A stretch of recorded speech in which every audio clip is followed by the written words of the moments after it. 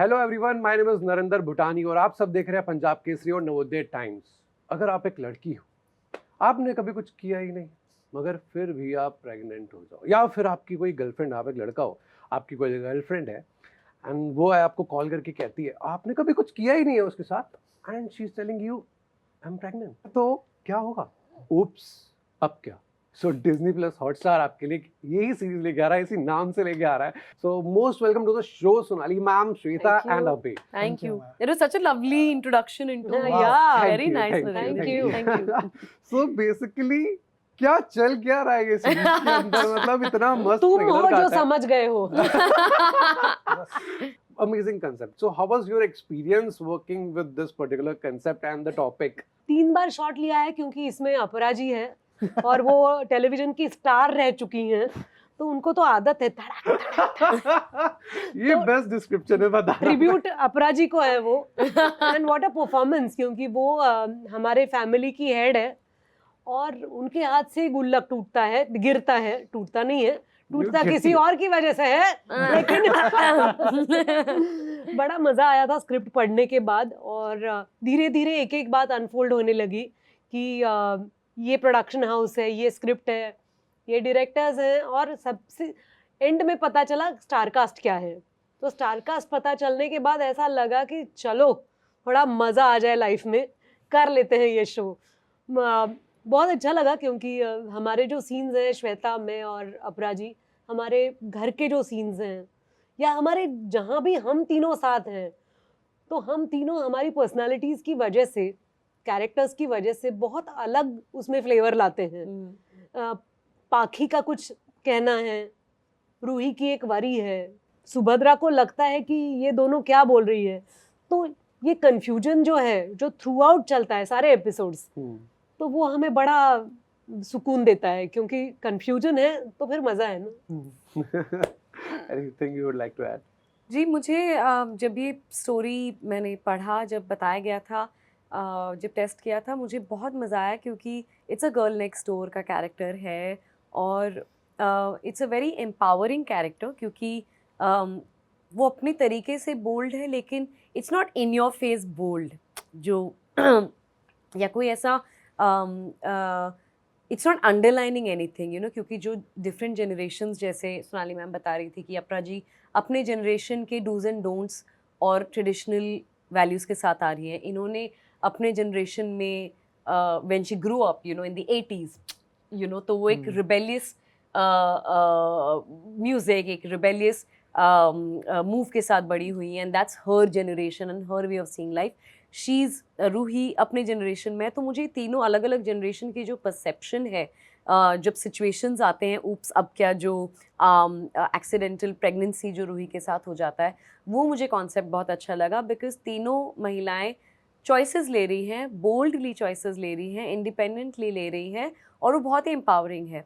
Eight the same time जो male characters हैं वो कितने वल्नरेबल हैं और प्यारे हैं, and they are so well written. तो मुझे इस सीरीज़ का जो केओस है और उस केओस में जो क्लैरिटी है और उसमें जो फन एक होता है ना, कि देखकर पढ़कर आपको अच्छा लगता है उस सारे में, क्योंकि उसका अप्रोच कॉमिकल है और लाइट है, मुझे बड़ा मज़ा आया। क्योंकि कभी कभी आपको वो लाइट कुछ करना या लाइट चीज़ें देखना भी, आई थिंक, बहुत इम्पॉर्टेंट है for just well being in general. What about you, Abhay? I think of course अच्छा स्क्रिप्ट है। मतलब मैं एक कॉप का कैरेक्टर प्ले कर रहा हूँ जो एक दिल फेंक आशिक है। हम जैसे बोल रहे हैं कि ग्रीन फ्लैग बोलते हैं, तो ये ग्रीन फॉरेस्ट है खुद। तो हाँ यार, वो सारी चीज़ें थी और इतने अच्छे एक्टर्स के साथ, मतलब हालांकि हम सेम एज के ही है, पर मैं बचपन से इसका काम देख रहा हूँ। और मैं बचपन से मतलब जैसे वर्जिन होने के बावजूद ये प्रेग्नेंट है, हम ऐसे ही सेम एज होने के बावजूद भी मैं इसे बचपन से इसका काम देख रहा हूँ और इवन इनका काम देख रहा हूँ। तो to get to Javed Jaffrey, like this such incredible actors, Apara ma'am even, क्योंकि सास भी कभी बहू थी, मतलब जब मीर वापस आया था तो हमारे घर में हाँ हल्ला हो गया था। और तो मतलब हमारी हिस्ट्री की ये सारी चीजें हैं, तो इनके सबके साथ काम करना, सेट पे रहना, ये सारी चीजें बहुत ज्यादा एक्साइटिंग थी। That's amazing.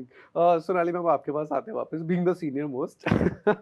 So आपके कैरेक्टर के अंदर ना बहुत सारे लेयर्स हैं बिकॉज आपका एक पास्ट एक्सपीरियंस है जो हेल्प करता है आपकी बेटी को डिसाइड करने में चीजें like so how challenging was your part two like do those particular emotions you know. Interesting question, लेकिन बात ये थी कि पाखी अपने मन से कहीं ना कहीं रूही के कॉलेज में भी गई थी और उसको लगता है कि मैं रूही जितनी ही बड़ी हूँ. तो ऐसा नहीं है कि एक्सपीरियंस की वजह से वो कुछ बता पा रही है, वो कुछ ज्ञान दे पा रही है. वो बहुत ही, उसका प्रेजेंस ऑफ माइंड बहुत अच्छा है और वो दोस्त की तरह रूही को समझ सकती है. उसके लाइफ में जो भी हुआ है, देखा जाए तो एक बहुत दुख भरी कहानी हो सकती थी.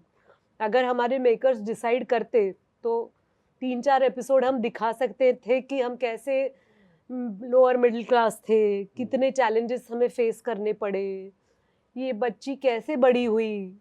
लेकिन हमने स्टोरी टेलिंग में वो सब स्किप कर दिया है. Let me add one thing. I don't think मैंने देखने के बाद मुझे फील नहीं हुआ बिकॉज वो एक जो सीन है ना आप जो डाला हुआ है ना, जो एक फ्लैशबैक वाला जो सीन आता है ना, इट्स टोटली मतलब वो ग्रैब कर ले दिया, ऑडियंस कर लेगी ग्रैब. पक्का. I could feel that. Thank you so much.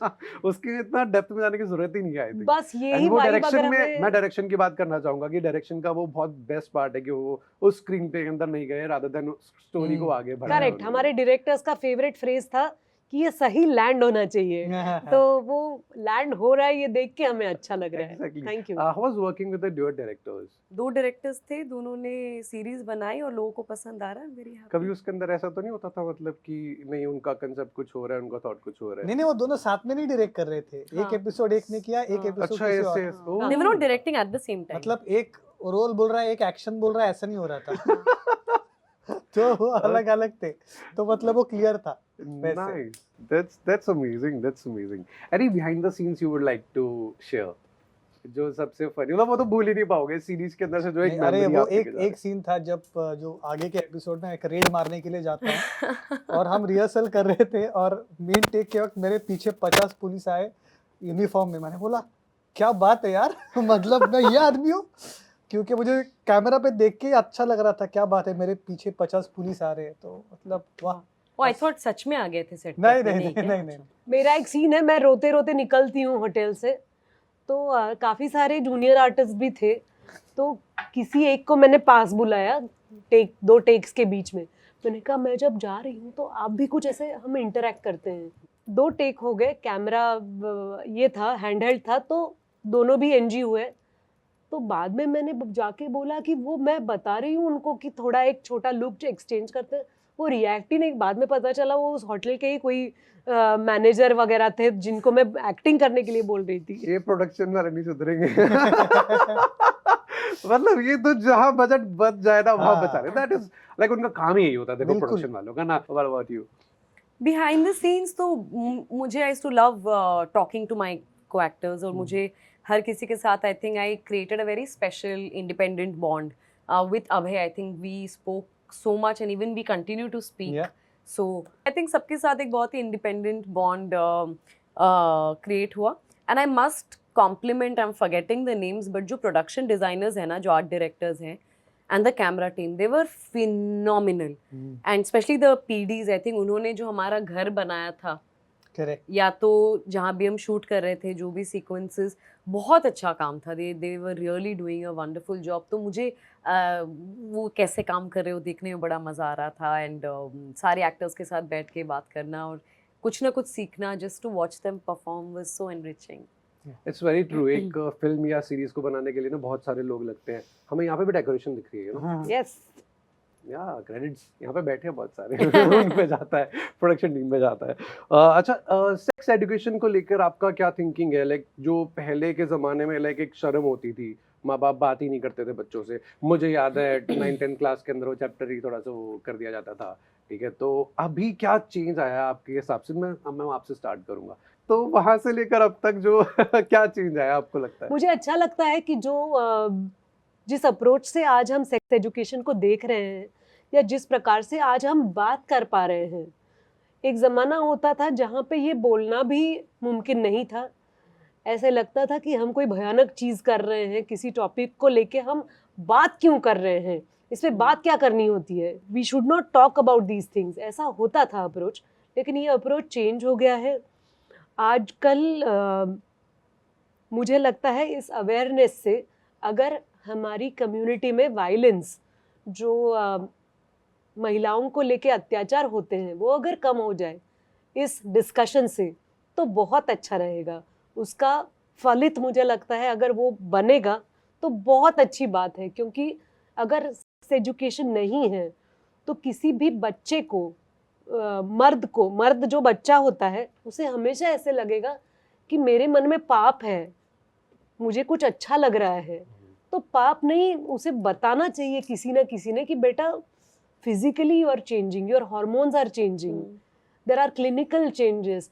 तो ये जब तक हम कंपैशन के साथ नहीं देखते हैं तब तक हमें लगेगा कि हर उभरता हुआ बच्चा जो मर्द बन रहा है वो क्रिमिनली है। ऐसा नहीं है। आज देखा जाए तो आज हम सब बहुत ही केयरिंगली बच्चों को भी समझाने की कोशिश कर रहे हैं, बॉयज़ को, ऑफ कोर्स गर्ल्स को भी समझा रहे हैं। और ये हमारे देश में होना ज़रूरी था क्योंकि हम लीडिंग कंट्री है, हम इतनी सारी चीज़ों में आगे हैं। तो रेप्स और वायलेंस में आगे होना बिल्कुल शर्मिंदगी वाली बात है। एब्सोल्युटली। उसमें हम लास्ट आएंगे तो भगवान का शुक्र है। That is a very gender neutral like comment on this particular question. That's amazing thought. What about you? I think sex education should start at home. I think आपके सबसे पहले टीचर्स आपके पेरेंट्स होते हैं या आपके परिवार के वो कोई भी सदस्य जिनसे आप कंफर्टेबल है बात करने के लिए। बहुत लोग अपने फादर से शायद बात ना करें, उनके चाचा या मामा उनके ज़्यादा नज़दीकी होते हैं, बड़े भैया या कज़न्स। तो आई थिंक जो भी उस पोजीशन पे हैं जो उन्हें समझा सके, because it's not just the biology of it जो 8, 9, 10th में हमें डायग्राम्स और लेबल्स के साथ बताया जाता है क्लास में। Beyond that, you know, the comfort, the consent, because your bodies are changing. I think from teens to early 20s तो हम सारे ऐसे ही रहते हैं कि बॉडीज़ में कितने चेंजेस आ रहे हैं, ये क्या फील हो रहा है, ये क्या चल रहा है, अब ये रंग पसंद आ रहा था, अब ये पसंद आ रहा है, ओ माय गॉड इसने रिप्लाई कर दिया मैसेज का, अरे इसने फॉलो बैक कर दिया। तो हमारी तो आधे टाइम हम उसी फ्लटरिंग एनर्जी में रहते हैं। तो I think somebody needs to hold hand and just explain this part also, that, you know, consent or and to normalize thing like ma'am said and celebrate it. It's a very beautiful quality. अगर कोई शर्माता है, shy feel करता है, लेकिन shame को celebrate मत कीजिए।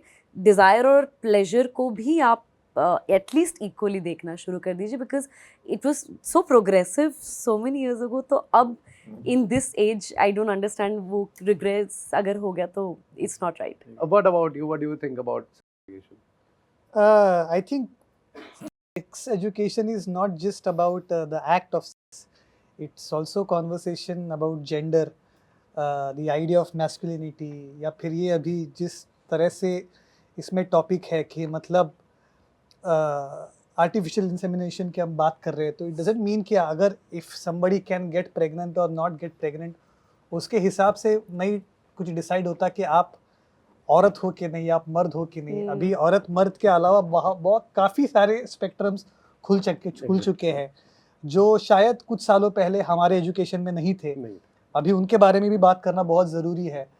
तो I think sex education is not just about sex, it's about a lot of other things, and I hope as we progress as a society that education also is, मतलब जो हमें सिखाया जा रहा था वही नहीं सिखा रहे, होपफुली थोड़ा वो अभी इवॉल्व होता जाए आगे आने वाले टाइमों में। और मतलब हाँ, that's what we hope for.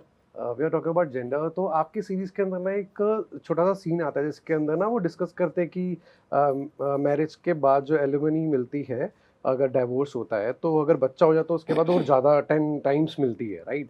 So what do you think about that कि is it being misused also, like because एक जो वो पॉइंट ऑफ व्यू है उसके अंदर वो यही निकल के आ रहा है उस सीन से कि वो मिसयूज भी होता है because she is just taking out money from that person, right?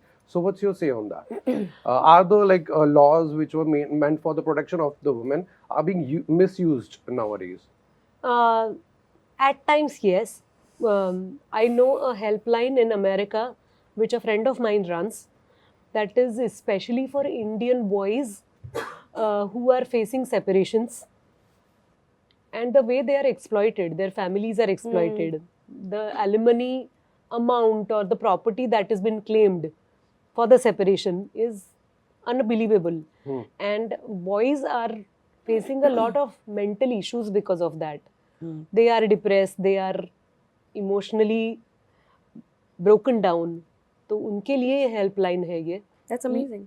It is amazing, but it is also pathetic that there is misuse of certain law that has been created. So let's hope that we celebrate our bonds and relationships rather than winning them, defeating someone. Celebrating is so beautiful than किसी की पराजय करना बहुत अच्छी बात नहीं है. बिल्कुल. Thank you so much. Thank you, Narinder. Thanks. Thank you.